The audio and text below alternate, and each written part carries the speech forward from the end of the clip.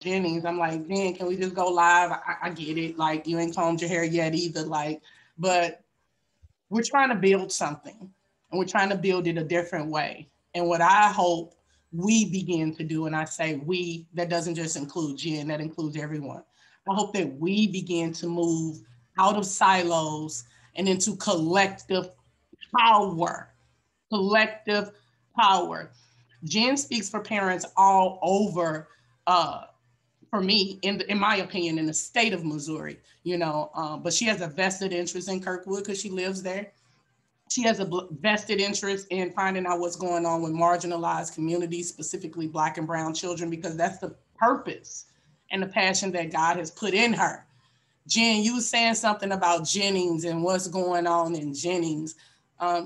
Speak to it, like pull up.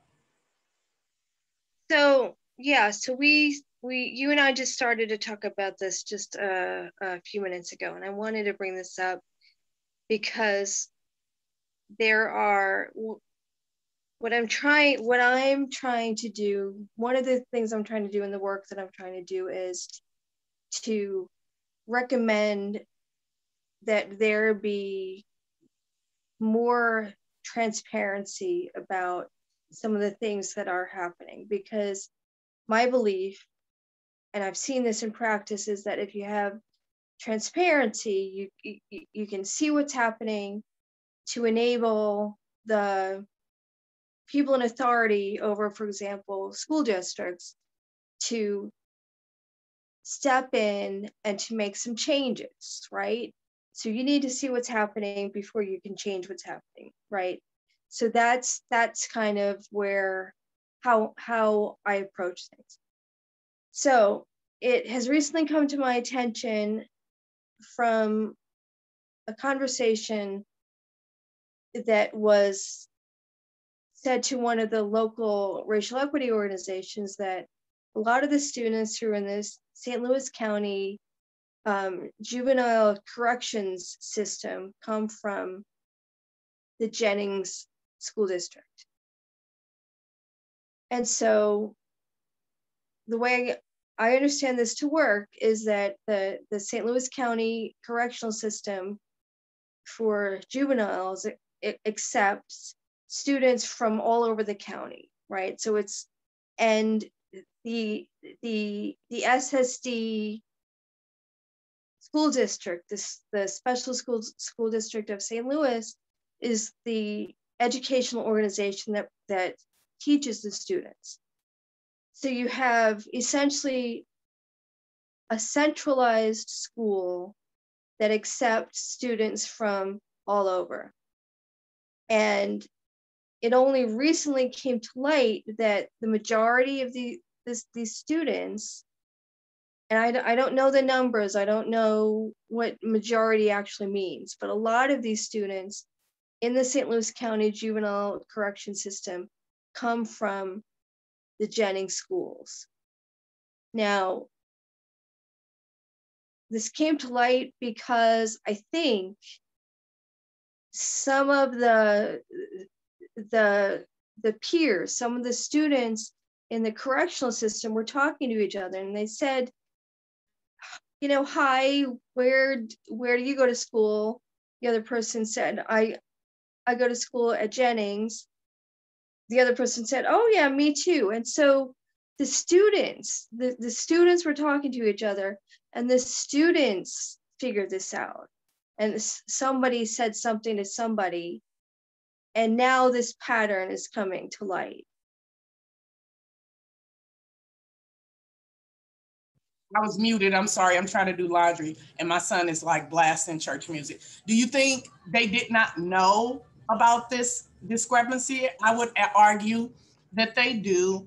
I would also argue that even organizations know about this stuff. Like they know that this is happening. They know what's going on in special education, but they don't know how to pivot and really shift and be inclusive of this.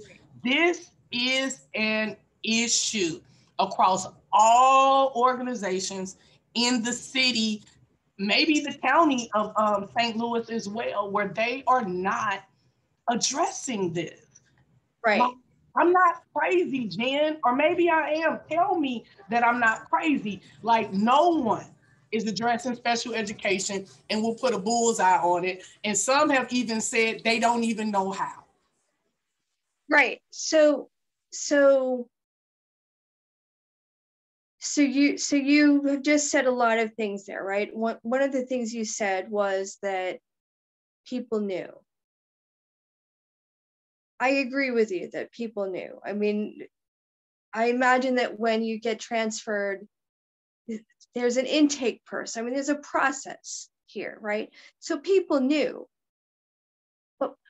but not in a coordinated enough way to be able to do something about it. You think that? Maybe not in a coordinated enough a way where they wanted to do something about it, Right. where they knew how to do something about it. Because, right, you know, I wasn't privileged to all of these different conversations that people had with others about special education or this dynamic. But if any of these things are true, that means you just dismissed it.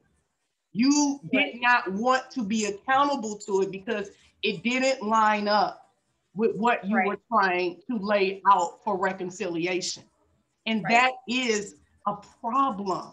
What is going on in Jennings, Kirkwood, and I would even say the city of St. Louis with this population, it's not okay. And how they're trying to address it's not okay. So I really wanted you, especially when you start talking about these powerful things the way that you do, I pause because I'm trying to give life to this. Because if we don't reconcile and come together holistically, nothing's gonna change. If organizations don't come together with schools and parents and reimagine, it's not going to change. All we are doing is throwing gasoline on a fire because everyone thinks that their individualistic way of doing it will work. I apologize, and I'll say it to the world. For anyone in this education activism that I've been doing, if I've offended, disrespected anything of anyone, I will atone for those things. I'm the parent that's asking for atonement out here. It's me. I will atone for everything that I've done.